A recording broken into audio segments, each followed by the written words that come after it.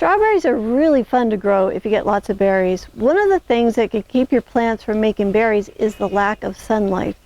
But there are also a few other things you need to do for your plants to get them to make lots of berries. So today I'd like to share with you the 3 things that your strawberry plants need to make lots of tasty berries.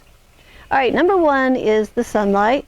You will want to plant your strawberry plants in a place that gets a minimum of 8 hours of sunlight, but 10 to 12 hours is even better. So I grow mine in full sun up to 16 hours a day, but we live in zone 5 and we're hot during the day, but we cool off at night. Now, if you live in a very hot place, you're going to want to shade your strawberry plants during the middle of the day.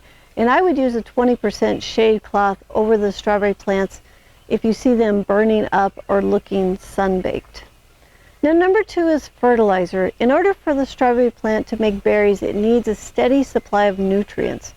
So when the strawberry plants are growing in a container or in a garden, they tend to use up all the nutrients very quickly.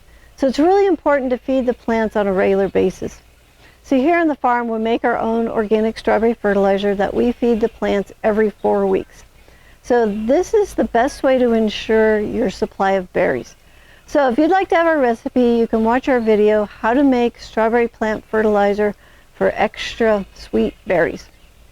I will put this link in the description below. You can go down there and grab the link and go watch it.